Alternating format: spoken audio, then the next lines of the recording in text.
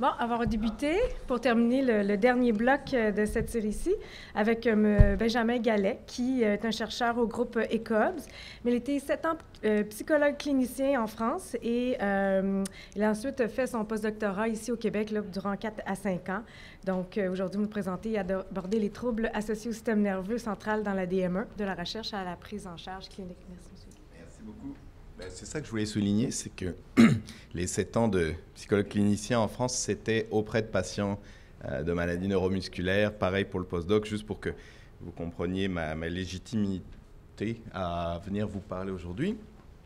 Donc maintenant, en effet, je suis chercheur à ECOB, mais la plupart des choses dont je vais vous parler, c'est ça. Il y a un petit peu de l'expérience clinique, puis beaucoup de travaux qu'on a commencé à développer donc au sein du GRIM de Cynthia Gagnon, dont vous avez suffisamment entendu parler, je pense, ces 2 derniers jours. En tout cas, merci à tous d'être présents. On va essayer d'avoir un petit peu de fun. Je vais en fait brosser un portrait quand même assez large en termes de revue de littérature et beaucoup axé sur les travaux que nous, on mène ici à Jonquière, au Saguenay. Mais quand même, je pense qu'en sortant, il y aura une vision assez globale de l'ensemble des troubles que moi, je dis associés au système nerveux central. Mais avant de rentrer dans la cognition, on va faire un peu de psychologie dans le sens où, pour toute maladie neuromusculaire, vous savez qu'au fur et à mesure, au cours de leur vie, les patients et les familles vont connaître des périodes de souffrance psychique. Moi, je dis inéluctable dans le sens où, à un moment donné ou un autre, il va y avoir de la tristesse, il va y avoir des émotions fortes, et puis c'est, je dirais, normal. En tout cas, c'est normal qu'à un moment donné, les gens ressentent ces émotions-là. Et comme je dis, la maladie, oui, elle a un impact sur le monde intime, donc des sentiments de tristesse, de détresse, d'impuissance, d'anxiété, irritabilité, etc. Mais cette souffrance-là, ce n'est pas une maladie mentale. C'est une souffrance qui demande à être reçue, reconnue, comprise, puis finalement, tous les thérapeutes, tous les cliniciens, à un moment donné aussi, sont confrontés à cette souffrance-là, puis doivent l'entendre et la recevoir avec leurs moyens, avec leurs outils.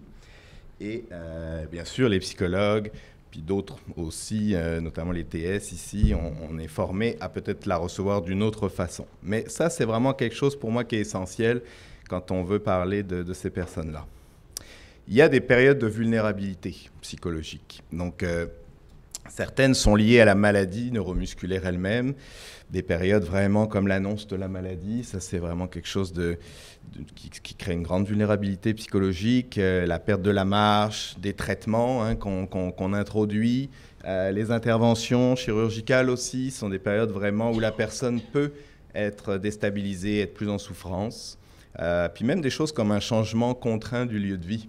Quand c'est contraint parce que, par exemple, c'est plus adéquat d'habiter au 4e sans ascenseur, quelque part, parfois ça se fait très bien, mais parfois pour la personne c'est plus dur parce que c'est comme un peu se confronter à une réalité de la maladie. La maladie, je pense, j'essaie toujours d'être entre guillemets plus fort qu'elle, et puis là, elle m'oblige à faire un choix non désiré. Et puis, il y a aussi des périodes de vulnérabilité qui sont, elles, liées aux étapes de la vie, comme tout un chacun, mais avec peut-être plus de vulnérabilité quand on a une maladie neuromusculaire. Donc, je pense à l'adolescence, cette période où, c'est ça, encore une fois, tout un chacun, on veut à la fois se dissocier de nos parents, mais en même temps trouver des groupes d'appartenance auxquels on veut ressembler. Moi, en tant que personne ado avec une maladie neuromusculaire, est-ce que j'ai envie que ce soit comme ça qu'on me catégorise? Non, moi, je veux être un gothique, moi, je veux être ceci, je veux être cela, je ne veux pas être un patient avec une maladie. Donc ça peut entraîner. Et puis aussi, on sait que l'adolescence, c'est une période où on est très recentré sur soi-même, sur son image, sur ce que l'on dégage, le moindre bouton d'acné, puis c'est pire, c'est la période où ils arrivent, malheureusement, la vie est mal faite, mais ça devient une crise. Bon, bien là, quand on se développe avec une maladie neuromusculaire qui peut créer des déformations du corps ou des choses comme ça, ça peut vraiment susciter des difficultés psychologiques particulières. L'entrée dans la vie adulte aussi, là c'est d'autres choses. Excusez-moi, je commence le striptease. Je vais m'arrêter là par exemple. L'entrée dans la vie adulte, ben c'est ça, on a des choix, plus des responsabilités à mettre en place, par exemple trouver du travail, des choses comme ça. Puis là aussi, encore une fois, la maladie peut nous confronter à une réalité, à des difficultés et donc aussi entraîner de l'angoisse ou de la dépression, des choses comme ça. Le vieillissement nous inquiète tous. Hein. D'ailleurs, je suis à peine sorti hier, puis je le sens. Ça, il y a 20 ans, j'aurais mieux fêté que ça, mais... Donc, le vieillissement nous fait peur. Mais quand on a une maladie, c'est aussi comment ça va évoluer, cette maladie, comment je vais évoluer, puis aussi mon entourage. Parce que les personnes qui s'occupent de moi, je vois qu'elles vieillissent aussi, elles ne pourront peut-être pas toujours m'aider à m'aider dans la vie de tous les jours. Donc ça m'angoisse aussi de les voir vieillir. Ou même chez un jeune dont les parents s'occupent beaucoup de lui, le vieillissement peut l'angoisser, puis va angoisser aussi malheureusement les parents qui se disent, puis après, hein, qu'est-ce qui va se passer avec mon enfant dont je m'occupe? Alors, l'annonce de la maladie, je reviens, c'est vraiment un des moments, un des chocs potentiels, hein, niveau psychologique, parce que ça crée une rupture de la ligne de vie. Comme j'écris ici, il y a une temporalité, ça c'est souvent les patients qui en parlent. Il y avait un avant, l'annonce, puis il y a un après. Tout a changé. Je ne dis pas que ça ne peut que mal se passer, mais il y a une rupture. Et les effets possibles de l'annonce, c'est des choses qui ressemblent, nous, en tant que psychologues, au trauma, c'est-à-dire la sidération, la stupeur, le choc. Souvent, dans un premier temps, c'est ça, les personnes ne sont pas capables d'élaborer ce que l'on vient de leur annoncer, hein, pas capables même de le verbaliser. Donc, psychiquement, souvent, les gens sont dépassés dans un premier temps. Je ne sais pas si ça, vous le voyez, vous le vivez. Puis, dans un deuxième temps, là, les choses commencent à se mettre en place, puis il peut y avoir une installation de l'angoisse, de la dépression ou d'autres émotions. Là, je parle quand ça se passe mal, hein, mais quand même, c'est souvent... Puis vous savez, ça a évolué aussi les 20 dernières années. Hein, il y a 20 ans, les annonces, il n'y avait pas vraiment de formation pour les médecins, il n'y avait pas vraiment d'écrit. Donc, on annonçait un petit peu comme ça, à brûle-pourpoint. Et ça a pu susciter peut-être des chocs, d'autant plus, je dirais, que maintenant. Mais moi, c'est ça, j'ai vu beaucoup de patients qui me disaient que ça avait été terrible, ça avait été annoncé sans vraiment être préparé. Et pire, à une époque, on annonçait pour une maladie de l'enfant, l'enfant était dans la salle, puis on l'annonçait aux parents, on ne parlait pas à l'enfant, mais l'enfant était là. Puis ça, moi, j'ai surtout travaillé avec des adultes, mais... Il y a, oui, le temps il passe, bon, il y a une dizaine d'années, là, je voyais des patients, justement, du chêne, par exemple, amyotrophie spinale, qui me racontaient ces choses-là et qui disaient que ça avait été atroce, qu'ils ont, parfois même, ils font des dessins, puis je ne vais pas entrer dans les détails, mais par exemple, un cauchemar, ça c'est plus facile, ils font des cauchemars où ils voient, par exemple, le parquet ou le sol. Et puis une fois, j'essayais d'aider la personne à interpréter, puis en fait... La personne n'était plus consciente de ça, mais la réaction que ça avait fait, c'est « ça y est ». Quand j'ai entendu cette annonce qui était dite à mes parents et moi, on ne me parlait pas, l'image que je vois dans mes cauchemars, en fait, c'était le sol. Parce que moi, j'étais petit, je regardais au sol, puis ça m'a figé, sidéré. Donc, voilà des exemples. Bon. Mais ce qui est important pour vous, les cliniciens ici, là, non psychologues peut-être, c'est... que ce vécu de ce choc initial va influencer potentiellement le vécu des annonces ultérieures. Donc, c'est-à-dire que vous, parfois, vous allez annoncer quelque chose qui peut vous paraître, c'est jamais mineur, mais une perte de mobilité, une perte de quelque chose. Vous annoncez ça, puis la personne, elle réagit de manière disproportionnée. Et en fait, ça, c'est parce que souvent, il y a un retour du choc, du traumatisme, de l'annonce initiale qui n'a pas été travaillée, qui n'a pas été verbalisée et qui ressort, qui ressurgit au moment où vous annoncez quelque chose qui vous semble, somme toute, mineur. Donc ça, parfois, si vous voyez des réactions comme ça, de violence, de rejet, de dépression, de choses comme ça, vous pouvez vous dire, OK, peut-être que c'est parce que ça fait ressortir l'annonce initiale qui n'avait pas été bien travaillée, puis je vais demander de l'aide à un psychologue ou quoi, la personne doit revenir travailler ce choc-là. Bon. Alors, face à un événement éprouvant, hein, pour faire face, vous savez que toute personne mobilise des ressources psychologiques, conscientes, non conscientes, qui lui sont propres. Et ça va déterminer les sentiments, les comportements, les pensées adoptées devant la maladie. Je ne dis pas que c'est figé et que les gens sont comme ci ou comme ça, hein. Tout ce que je vais vous montrer là, les gens peuvent un coup être comme ci, un coup être comme ça, un coup penser ceci, puis ensuite réagir autrement. Mais voilà quelques idées de choses. Puis moi, j'ai essayé de mettre d'abord les façons dont vous pouvez voir les patients, puis le mot psychologique à côté. Par exemple, fuir le milieu médical, on a tous connu des personnes, des patients qui avaient cette tendance-là. Nous, on appelle ça de l'évitement. D'autres personnes qui vont vraiment aller rencontrer des personnes qui vivent des expériences similaires. Ça, pour eux, c'est très important. Donc ça, c'est de la recherche de soutien social. Il y en a qui vont se faire porter, comme je dis, par leur entourage, réduire leur activité, se mettre en fait dans une passivité qui est très proche d'un processus régressif, hein, que nous on appellerait en psychologie. D'autres vont plutôt se révolter, se rejeter l'aide, ça c'est de l'agressivité. Et ça, des patients, vous en connaissez comme ça aussi, qui recherchent, revendiquent le confort physique. Et puis avec les physios, avec les ergos, c'est moi là, vous devez tout le temps m'apporter le maximum, je revendique mon confort, je revendique les aides, il faut aller me les chercher, si ce n'est pas ici, vous allez à Montréal, je veux ça. Bon, ça c'est une espèce de combativité, de défi, ça c'est les stratégies de coping qui sont associées à ça. D'autres exemples cette fois de pensée. Je ne suis pas malade, on a aussi tout le monde entendu quelqu'un nous dire ça, c'est de la négation, c'est moins grave qu'un cancer, de la minimisation. Ça, moi par exemple, en clinique à Paris, c'est comme ici, hein, mais plus je dirais là-bas, il y avait une grande diversité de patients neuromusculaires. Puis souvent, moi, je les voyais en fin de journée et ils me disaient, oh, ouais, ils étaient déjà bien atteints. Puis ils me parlaient des patients dans la salle d'attente qui étaient plus atteints qu'eux. Puis ils disaient, oh, vous savez, moi, M. Gallet, ça va bien. Je ne sais même pas pourquoi on se rend compte. Hein, quand je vois les autres, comment ils sont plus atteints que moi j'en suis pas là. Et puis, Dieu merci, c'est une espèce de minimisation. C'est un processus psychologique. C'est ça, je dis le processus, ça évolue. Puis parfois, ça va être d'autres choses, d'autres sentiments, d'autres pensées. D'autres, ça va être c'est le destin, c'est une sorte de résignation. Ma maladie a révélé ce qui était réellement important pour moi. Ça, c'est très important. La réévaluation positive. Beaucoup de personnes aussi me disent, moi, grâce à la maladie, j'ai découvert des forces que je n'aurais pas pu découvrir. Ou des mamans aussi qui nous disent, oui, mon enfant a telle ou telle maladie, puis je sais qu'il y a des belles vidéos comme ça, justement, à Coram, etc. Puis, et c'est vrai, puis ça, il n'y a aucun jugement dans toutes ces choses-là. Je vous explique ce que les gens peuvent vivre et comment ils réagissent, mais c'est ça, des mamans qui disent, ma fille est formidable, puis moi, j'aurais jamais été aussi épanoui si mon enfant n'avait pas eu la maladie. D'accord? C'est une chose très importante. Et des sentiments maintenant, rapidement. Qu'est-ce que j'ai fait pour mériter ça? Ça, c'est de la culpabilité. J'ai fait. On rapporte les choses à soi.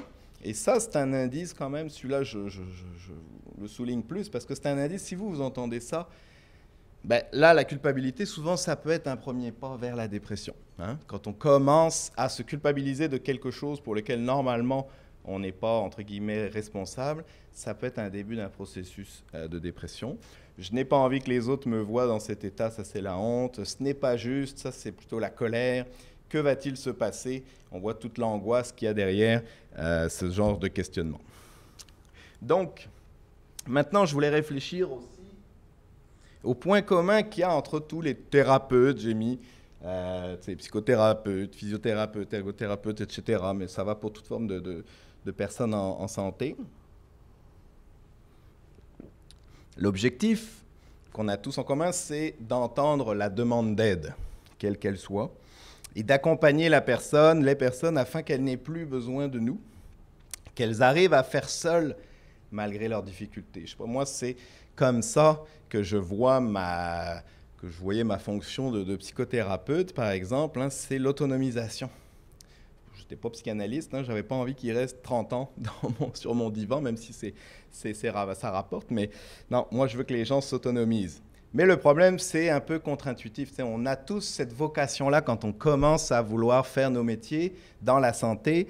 Puis là, les maladies neuromusculaires, comme elles sont évolutives, elles viennent nous renvoyer un peu des deuils comme ça progressifs. Hein. On avait avancé avec la personne, puis il faut toujours revenir, parce que ça évolue. Bien sûr, certaines évoluent très lentement, puis on n'y revient pas toutes les semaines, mais quand même, c'est compliqué, ça nous renvoie à une récurrence du soin.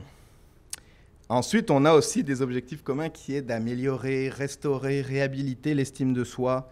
Donc là, valoriser les compétences du patient.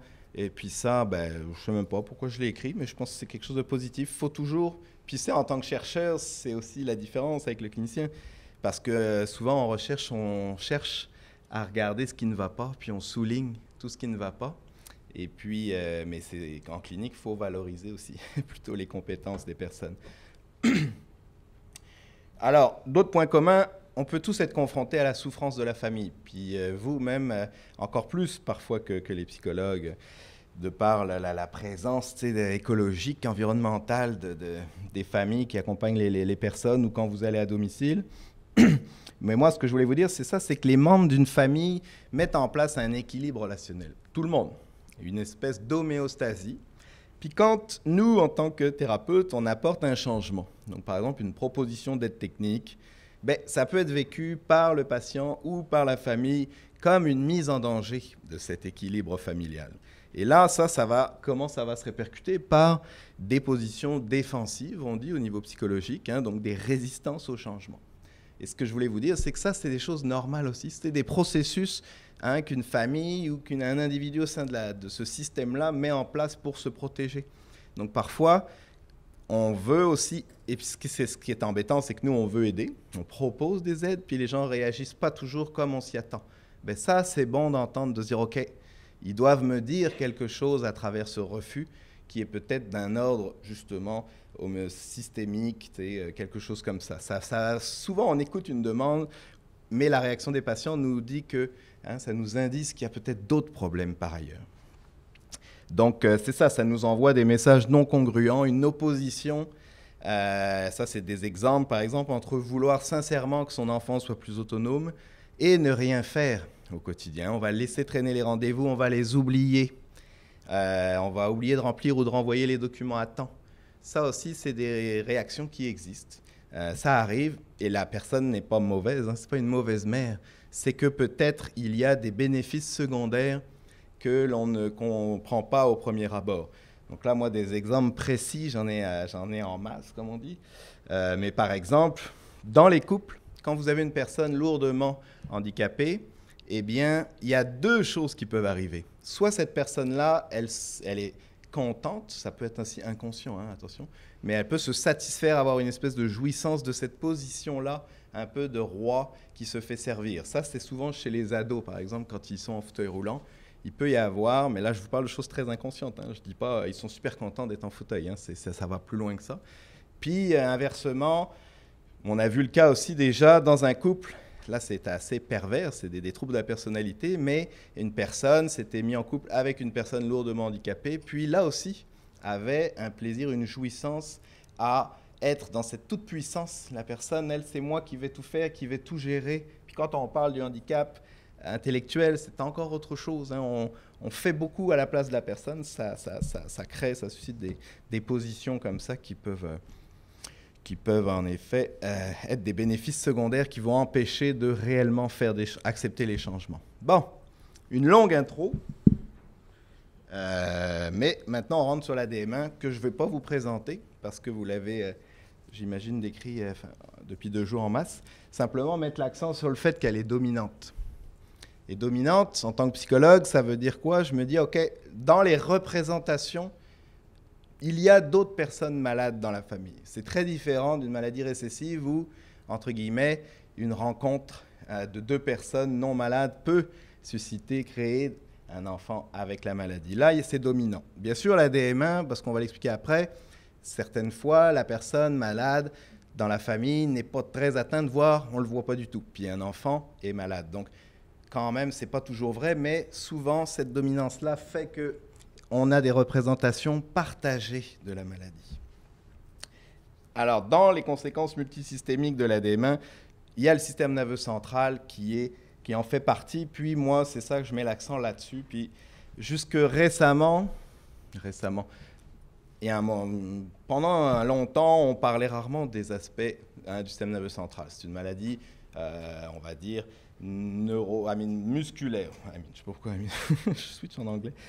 Donc musculaire, mais l'accent de plus en plus, puis dans toutes les maladies neuromusculaires, on commence à décrire des aspects cognitifs, l'implication du système nerveux central, puis le mot neuro devient plus important. Alors j'avais mis 4 phénotypes, mais en fait on va en parler de 5. Congénitale, bon, vous savez que plus ça commence tôt, plus la maladie, entre guillemets, est grave. Hein. Donc, voici les 5 phénotypes ou formes que l'on décrit. Et ça, c'est le phénomène d'anticipation. Tout le monde a accepté, hein, la photo, elle tourne partout.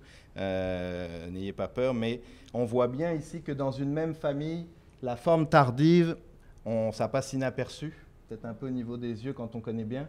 La forme de l'adulte classique, la maman, qui, elle, donc, a eu la maladie après 20 ans, puis certainement que même un peu plus tard, elle a eu un enfant sans savoir qu'elle était atteinte, même s'il y avait quand même des petites choses, mais on va dire qu'elle n'était pas au Saguenay, puis que ça avait échappé, elle n'avait pas été diagnostiquée, et elle a eu un enfant qui, malheureusement, a la forme congénitale, donc on voit ce phénomène d'anticipation. Comme je disais, oui, il y a plein de malades dans une même famille, mais ce n'est pas la même atteinte. Puis parfois, les gens disent même que ce n'est pas la même maladie, du coup, dans leur vécu. Donc, ça, je ne vais pas entrer dans les détails, c'est lourd. Juste pour vous dire que oui, dans la DM1, les atteintes, ce dont je vais vous parler, en fait, on ne peut pas toujours le corréler, mais quand même, on sait que c'est parce qu'il y a des atteintes fonctionnelles, structurales, anatomiques dans le cerveau. Hein. Substance blanche surtout, substance grise, bon, ça ne sort pas de nulle part. C'est pas juste qu'il y a un problème à penser ou quoi, non, il y a vraiment des lésions. Donc, pour ce qui est des phénotypes congénitales infantiles, c'est ça, la cognition dans la forme congénitale, en fait, une déficience intellectuelle très fréquente, plus de 60% des cas dans la littérature, QI entre 40 et 80, il y a aussi une grande hétérogénéité, mais quand même, c'est assez concentré, donc retard mental dans 86% des cas, retard d'apprentissage, c'est-à-dire que parfois, il y a des choses qu'ils arrivent bien sûr à acquérir dans le développement, mais souvent avec un délai, un retard par rapport à la norme. Donc, retard du développement, troubles de la communication et des comportements, troubles du spectre de l'autisme dans presque un cas sur 2, et des interactions sociales et de communication altérées, voire fortement altérées parfois. Au niveau maintenant de la forme infantile, donc là, après, entre 1 et 1 an, on développe des symptômes. Au niveau psychiatrique, on a décrit des troubles d'internalisation, c'est-à-dire de type phobie, troubles de l'humeur, anxiété, alexithymie, ça c'est la difficulté à comprendre et à exprimer les émotions.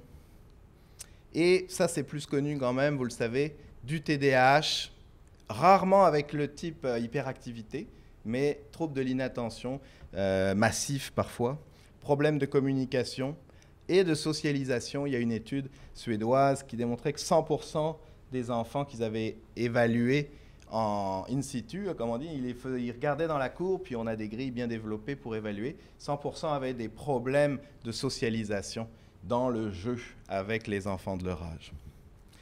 Là, je ne vais vraiment pas vous faire ça dans le détail. Dans la forme infantile, ce qu'il faut comprendre, c'est que c'est large comme spectre, c'est-à-dire que oui, entre 1 et 10 ans, mais il y a 2 profils qui ont été décrits. Donc on a un profil à gauche là, où le profil est vraiment altéré de manière globale, diffuse, avec un QI quand même très très en dessous aussi des normes, et un certain nombre de capacités et verbales et non verbales qui sont atteintes.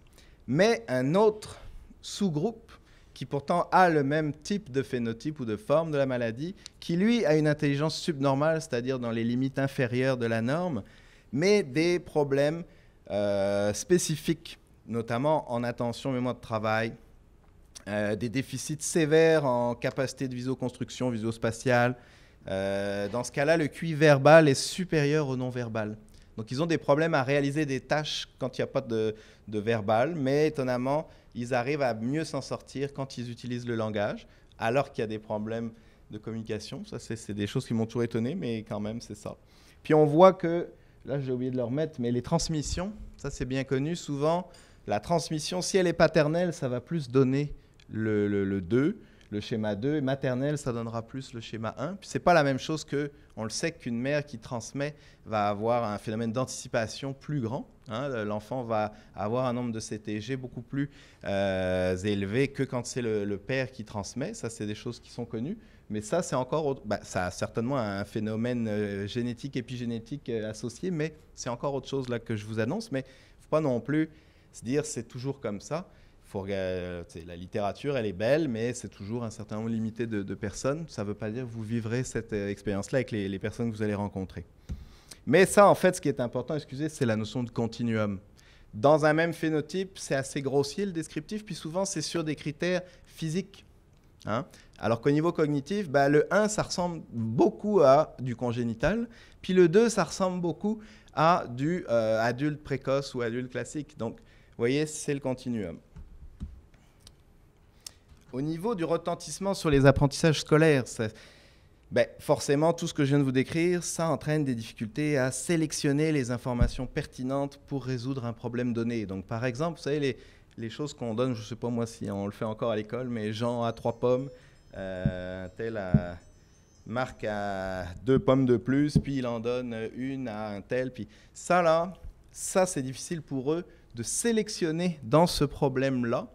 C'est quoi finalement les calculs qui vont devoir être faits, puis c'est quoi les informations pertinentes. D'accord? Donc ça, par exemple, c'est une chose. Difficulté, bien sûr, d'organisation, de planification, de mémorisation. Difficulté avec la longueur d'un texte. Une étude très intéressante avait montré qu'ils ont plus de difficultés avec la longueur que la complexité. Donc un texte court, où je m'en vais avec ça, donc un texte long, simple, va être plus difficile à comprendre pour eux qu'un cours complexe. Parce que finalement, c'est surtout la mémoire de travail qui est saturée. Donc, ils n'arrivent pas, au fur et à mesure, ils lisent l'histoire, puis ils ont déjà oublié ce qui se passait au début. Donc, finalement, qu'est-ce qu'on peut faire pour améliorer les choses de manière très pragmatique? C'est de découper étape par étape les processus opératoires. Et souvent, ça amène une meilleure résolution. Donc, il est capable de faire 2 fois 3, 3 moins 1 parce qu'il a donné une pomme. Mais malheureusement, il faut dire c'est quoi les étapes successives, puis il faut qu'il les fasse l'une après l'autre. Okay? Ça nous dit quelque chose aussi en tant que thérapeute.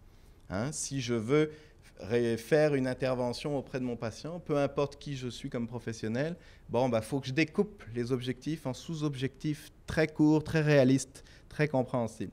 Vous voyez, donc ça se transfère bien, ce genre d'informations-là. Ne pas surcharger l'élève d'infos en même temps, c'est pareil. En conseil génétique, il y a des pseudo-études qui l'ont montré, pseudo, parce qu'elles sont trop minimes, mais il y a beaucoup d'expériences aussi on sait qu'avec les DM1 particulièrement, plus que dans d'autres maladies, il vaut mieux en dire peu, répéter souvent l'information que de pendant 1 heure recevoir le patient et lui dire voilà c'est quoi la maladie, parce qu'il y a beaucoup de choses qui vont être oubliées. Alors, quel impact de ces choses-là, la cognition, sur l'autonomie et la participation sociale? Là, justement, vous avez peut-être eu la chance de voir Samar juste avant, dans une autre salle. Mais c'est ça, on se questionnait finalement, quand ces gens-là deviennent adultes, c'est quoi leur niveau d'autonomie, c'est quoi leur participation sociale? Et moi, quand l'équipe du GRIN a commencé à se poser ces questions, j'ai dit, moi, mes hypothèses, c'est que les difficultés qu'on va observer, elles seront au moins en partie dues aux aspects intellectuels, aux aspects cognitifs. Hein. Ça fait du sens d'un point de vue conceptuel de penser ça. Donc, quelle est la contribution du niveau intellectuel sur l'autonomie? Quel est le niveau de compétence en capacité socio-cognitive dans la DMA infantile? Je vais vous expliquer un peu plus tard ce que c'est que ça. Et quelle est sa contribution dans les difficultés en participation sociale observées, hein? Parce que dans la cognition, il y a des processus, des fonctions cognitives qu'on connaît bien, classiques, mémoire, attention, etc. Puis il y a la cognition sociale, ça c'est quelque chose qui se développe plus depuis 10-15 ans. C'est, je vais avoir une définition tantôt, là, mais brièvement, c'est ça, c'est toutes les capacités cognitives qui vous permettent de comprendre ce que l'autre ressent, ce qu'il pense, pouvoir inférer des raisonnements chez autrui non verbal, hein, donc, et anticiper forcément les réactions d'une personne, et ça vous permet de vous adapter à l'autre personne. Okay? Et puis ça peut être des petits indices, hein, vraiment c'est subtil, mais nous de manière non consciente on les a développés, puis on est capable normalement de pas mal s'en sortir avec ça.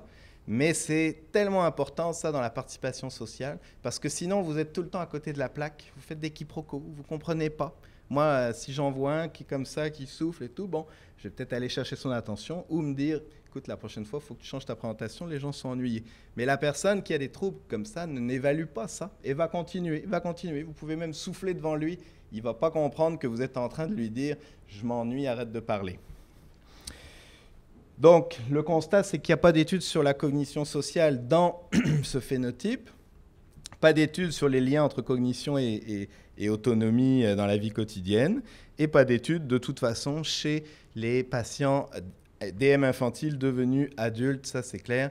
Et vous le savez peut-être, mais il y a eu une première étude réalisée par Cynthia et l'équipe de revue de dossier pour voir c'était quoi la participation sociale. À partir de là, avec Marjolaine Tremblay, ils ont développé, et puis finalement c'est là que je me suis greffé, on a développé ensemble un projet d'évaluation de l'autonomie dans la vie quotidienne et que reprend maintenant Samar, puis on aimerait amener ça avec un plus gros échantillon.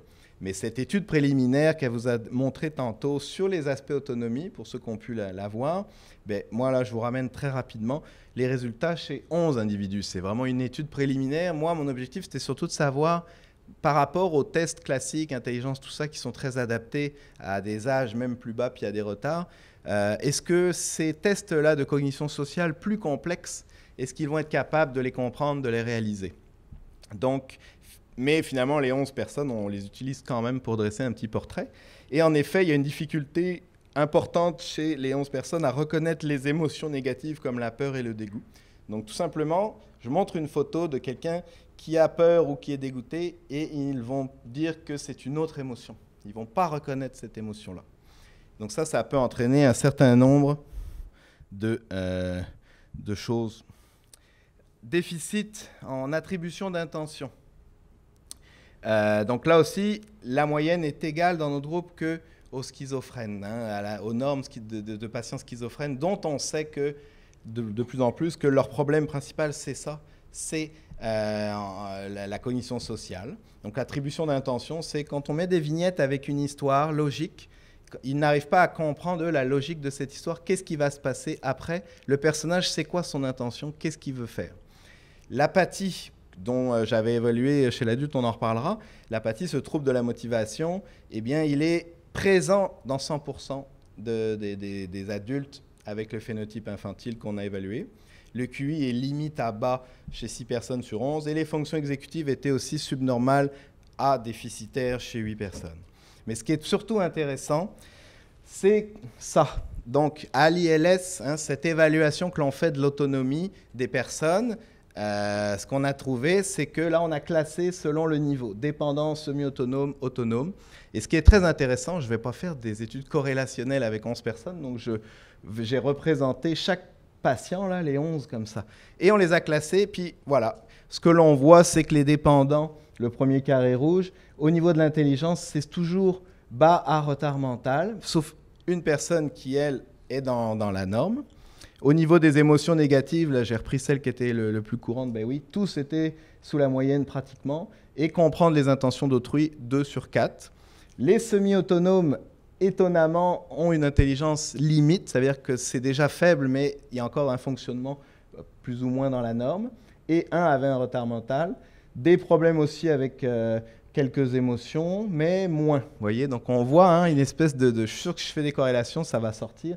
Et surtout, les autonomes, il y en avait 2, tout était correct. Donc ça indique que finalement, oui, comme on le pensait, comme on faisait l'hypothèse, les capacités intellectuelles, surtout, sous-tendent certainement les capacités à réaliser de manière autonome des activités. Donc, c'est assez basique, mais il faut le démontrer. C'est-à-dire qu'une personne qui a des problèmes de calcul, d'arithmétique, de jugement, de compréhension, va avoir du mal à gérer son budget, gérer ses repas, etc., etc.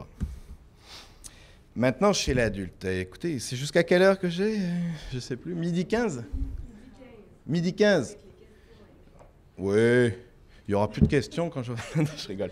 Non, mais j'aurais voulu que ce soit plus interactif, mais la prochaine fois, ce sera une demi-journée que je prendrai. Juvénile, précoce, adulte classique et adulte tardif. Là, on les a souvent étudiés, nous autres au GRIM, ensemble.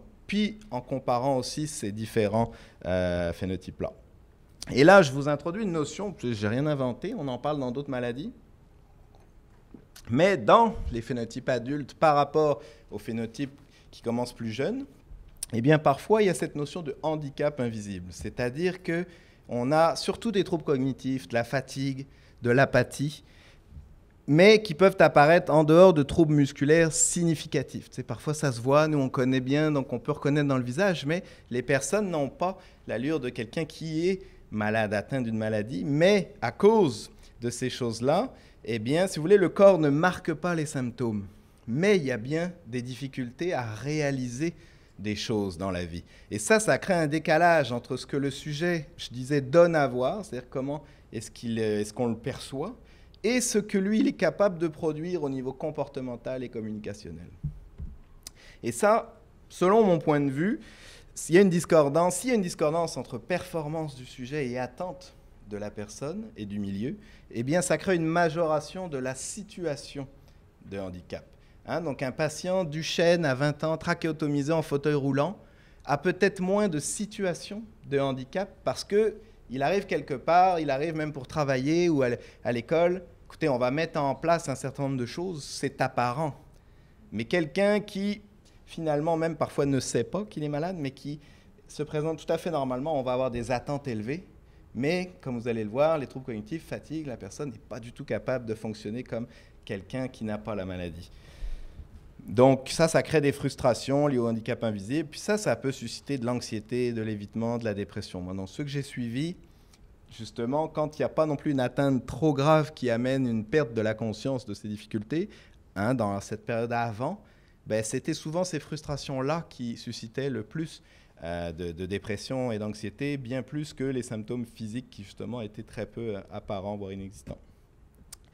Donc, rapidement, dans la forme adulte classique, il faut savoir que là, le QI aussi, souvent, il est subnormal. Donc là aussi, c'est des gens qui sont dans la norme, des gens qui sont un petit peu en dessous, mais c'est pas du retard mental, c'est pas des 2 écarts types de la moyenne. Donc on est dans le subnormal, mais par contre, c'est associé à un certain nombre de déficits importants, cette fois, dans des fonctions cognitives. C'est pas toujours facile à comprendre comment je peux avoir des fonctions cognitives qui sont pas bien fonctionnelles et un QI quand même normal, mais il faut faire avec, avec ce deuil-là, de ne pas comprendre, aller chercher sur Internet, mais en tout cas, c'est ça. Donc, vitesse de traitement de l'information réduite, trouble de l'attention, surtout soutenu, divisé. Vous demandez de faire 2 tâches à la fois, normalement, on est capable de maintenir un certain niveau de performance. Eux, il y a une des 2 tâches qui va chuter, ou alors ils vont réussir les 2, mais ils vont, par contre, perdre en termes de vitesse. Ça va être lent, ça va être difficile. Fonction exécutive, je ne sais pas s'il faut décrire ça, mais les fonctions frontales, celles qui permettent de planifier, de gérer les différentes autres fonctions. Quand on a une action dirigée vers un but, par exemple, il faut pouvoir séquencer, planifier, anticiper, puis je fais l'action. Et là, c'est aussi au niveau frontal que j'ai une espèce de superviseur qui dit « Ok, là, on s'enligne bien vers l'objectif. Ah non, là, c'est un essai-erreur, on repart. » Bon, ça, c'est de la flexibilité mentale, c'est de la supervision. Ce sont des fonctions exécutives.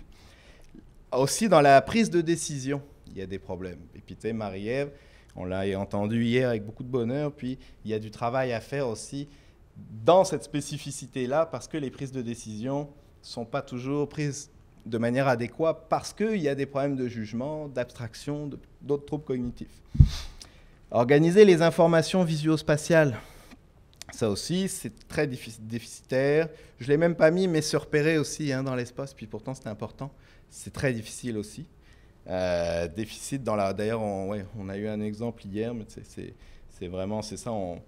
Les personnes peuvent être à un endroit, puis 10 minutes après, plus vraiment savoir par où elles sont passées. Moi, je suis comme ça aussi, d'ailleurs, mais déficit dans la reconnaissance des émotions négatives, ce dont je vous parlais, chez les adultes, mais avec la forme infantile. Ça a été décrit chez les personnes avec le phénotype adulte.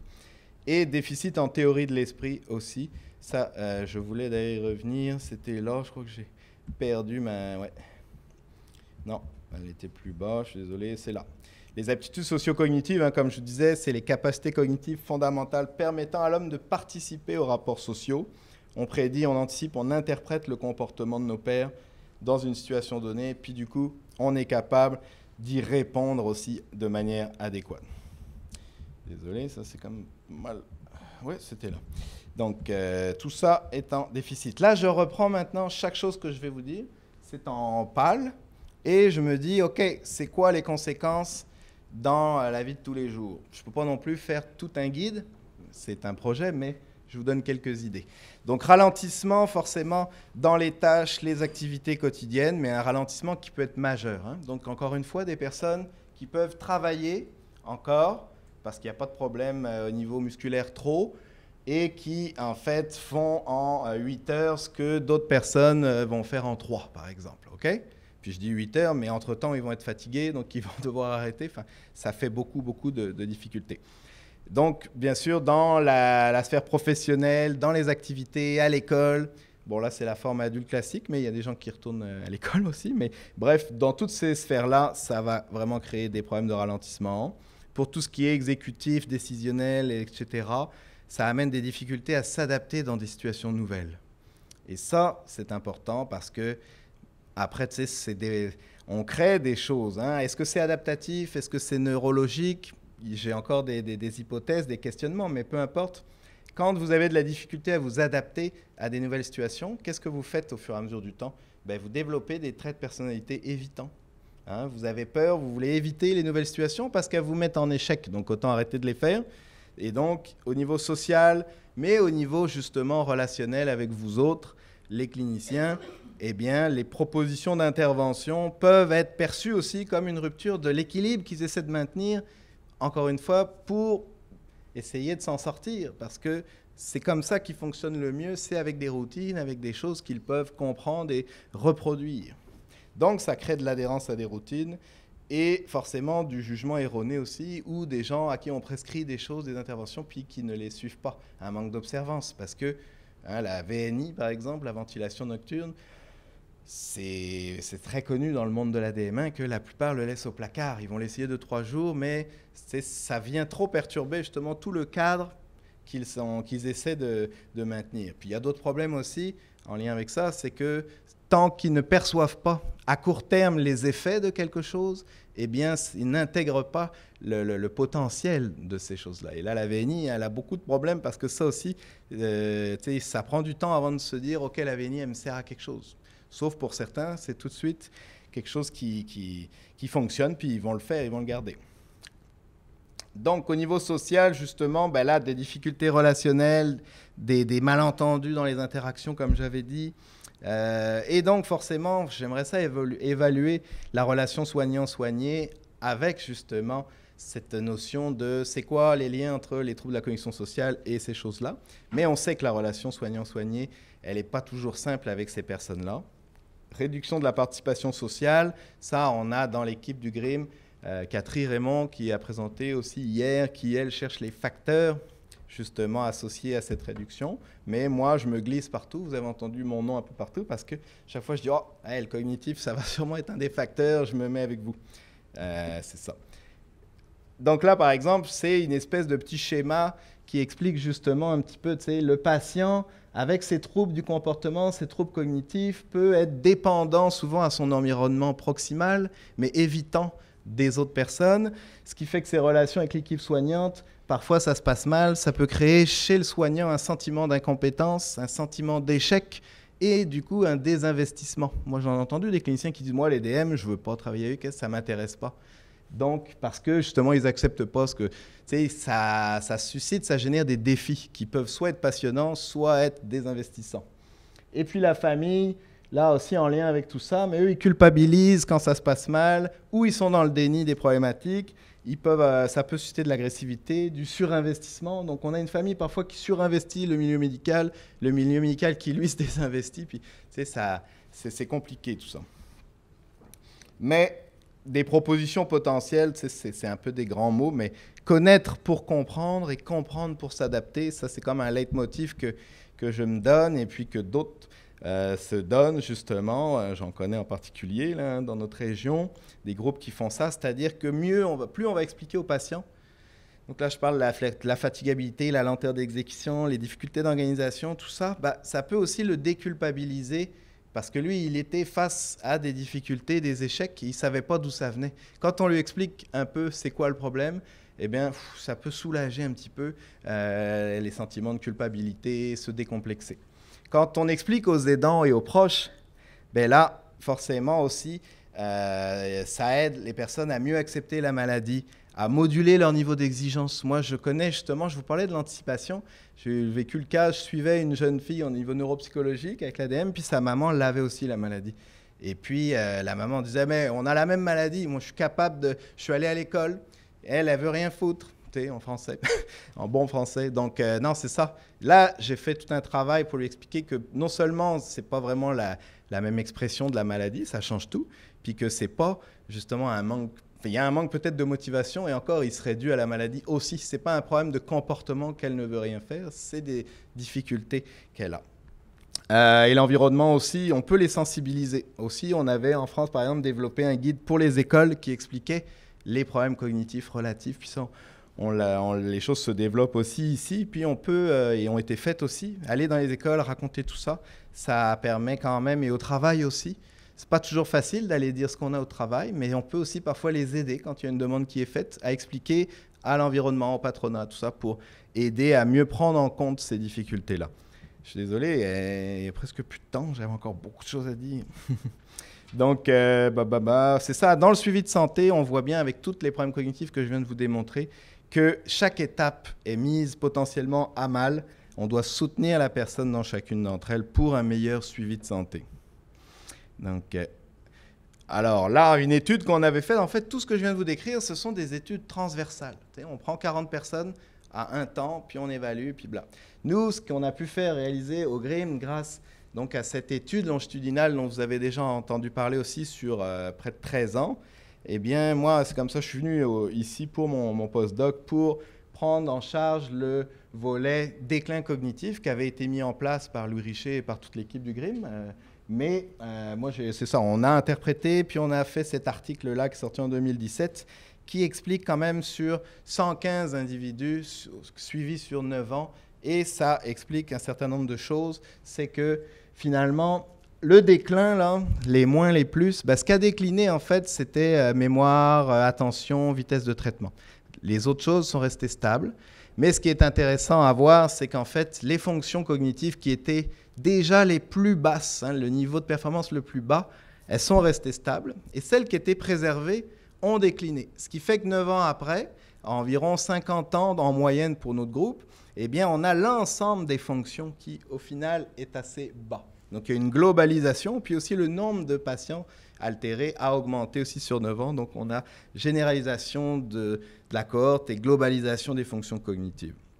Donc, voilà. Et quand on a découpé le phénotype adulte classique versus tardif, eh bien, on a découvert en bleu que le déclin était beaucoup plus important. Donc, oui, les performances sont meilleures au début comme à la fin, mais le déclin est tellement important que même s'ils sont plus âgés, à un moment donné, ils vont arriver quand même avec des atteintes cognitives. Et là, je parle d'un déclin au-delà du vieillissement normal. C'est pas juste, oui, on décline tous, oui, mais ça, c'est les performances une fois que j'ai contrôlé les normes pour le vieillissement normal. Bon, alors après, on s'est dit, c'est quoi l'avenir de ce déclin? Parce que moi, il y a des gens qui, au fur et à mesure, on les perdait parce qu'ils commençaient justement à être suspectés de démence ou ils n'arrivaient plus à faire nos tests. Bon, on les exclut parce que, on a un cadre, une méthodologie. S'ils ne sont pas capables de faire les tests, on les exclut. Puis après, je règle tout ça. Mais le problème, c'est que ces gens-là, on ne les évalue pas du coup. Donc là, on a essayé d'aller revoir rétrospectivement les exclus pour cause de démence. C'est quoi ces démences-là? Est-ce que c'est spécifique à l'ADM? Comment ça évolue finalement, l'ADM? Donc, si des patients rapportent des plaintes nouvelles, c'est peut-être parce qu'il y a une évolution. Donc, non seulement ils ont des difficultés, mais parfois les plaintes peuvent se surajouter. C'est nouveau, ça c'est encore plus difficile qu'avant. Dites-vous simplement, oui, c'est possible parce que ça décline. Dans la vie professionnelle, parfois aussi, ça c'est tout un débat parce qu'il faut accompagner les gens dans leurs désirs professionnels, mais Avant, je sais que moi, cliniquement, on fait beaucoup de dire, tu sais, tu veux être, par exemple, j'avais un patient comme ça, tu veux être éboueur, mais à cause de toute l'évolution potentielle de la maladie, soulever les poubelles, ça ne va pas être possible. Et on lui disait très tôt pour voir s'il ne pouvait pas faire d'autres formations. Ben, parfois, malheureusement, là, ça va devenir un peu difficile de trouver de quoi, mais il faut aussi se dire que la personne qui veut être secrétaire, ça, j'en ai eu énormément dans mon bureau, des personnes qui, justement, avaient choisi un métier très sédentaire parce qu'on leur a dit qu'il y a une maladie musculaire, mais qui, finalement, à 40 ans, n'étaient plus capables parce que la double tâche, là, en secrétariat, c'est énorme. Puis ils étaient soit très fatigués, soit incapables de faire des choses. Et même dans la forme légère, ça, nous, ça confirme ce qu'on avait vécu dans la clinique où parfois les patients viennent en disant, ben là, tu sais, à 60 ans, ils sont encore actifs, puis ils disent, j'y arrive plus comme il y a 5 ans. Mais ce qui est terrible, c'est qu'ils angoissent en disant, c'est une comorbidité, est-ce que j'ai l'Alzheimer, est-ce que quoi? OK, ça, cette étude démontre que même si on n'a pas une grosse cohorte au niveau de ce phénotype particulier, mais il faut se dire que, OK, peut-être que c'est dû à la maladie, puis susciter souvent à faire une démarche de bilan neuropsy. Pour rire un peu, j'ai mis « ce n'est pas que pour les enfants » ou que pour les très vieux. Les adultes, on doit aussi les évaluer. Puis plus vous allez le faire fréquemment, plus vous allez pouvoir avoir cette courbe potentielle de déclin au niveau clinique pour un individu donné. Écoutez, ça n'a pas de sens.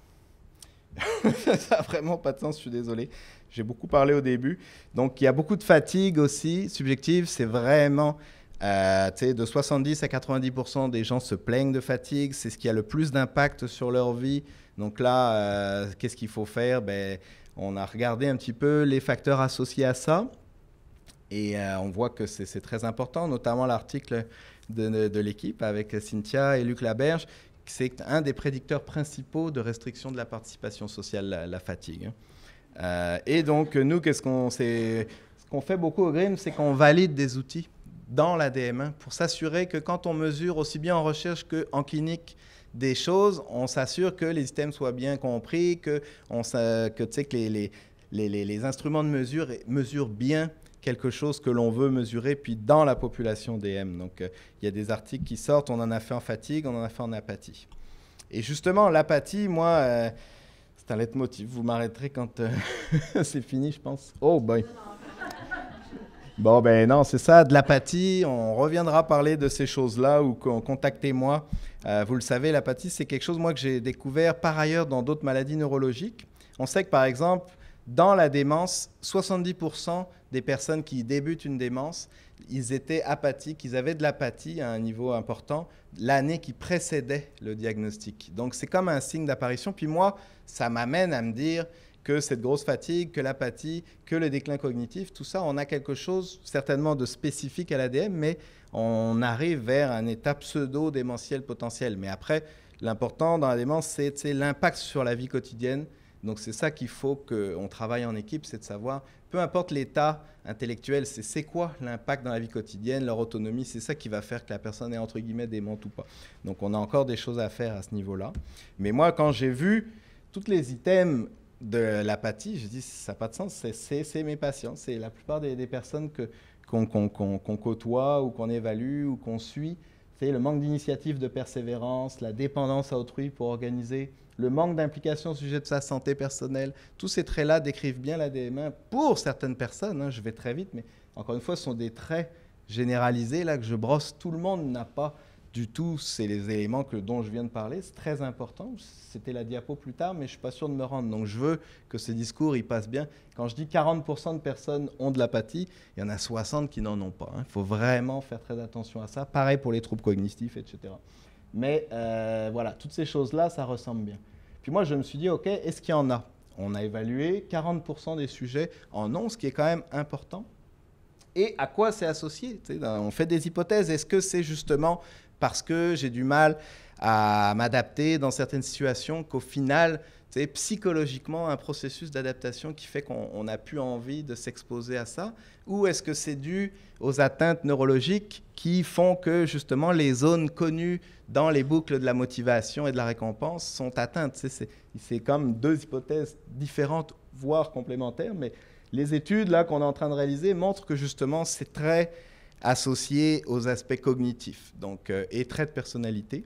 Donc on va plus vers un aspect neurologique qu'un aspect réactionnel à la maladie, par exemple. Mais tu sais, je pense que ça peut rester très lié. Mais donc rapidement, tu sais, troubles cognitifs, apathie, troubles de la personnalité, apathie, je pense moi que ce sont comme des overlaps là au niveau conceptuel. Parce que les traits de personnalité dans l'ADM et qui sont associés à l'apathie, c'est par exemple justement l'évitement, la tendance à ne pas vouloir, à ne pas s'engager dans des activités ou dans des buts, etc. Donc c'est quand même très associé. Et ça va diminuer les habitudes de vie, la satisfaction sociale. J'ai fait des analyses qui ne sont pas sorties, mais y a des liens. Et c'est associé quand même à l'estime de soi, ce qui est très intéressant parce que on peut le voir dans les deux sens, mais tu sais, quand tu as une mauvaise estime de toi, tu vas aussi pas te sentir capable de planifier et de faire des activités. Donc, c'est quand même un peu normal. Mais inversement, l'apathie, souvent les personnes n'ont pas conscience qu'ils n'ont pas envie. Ça gêne plus les aidants, les proches.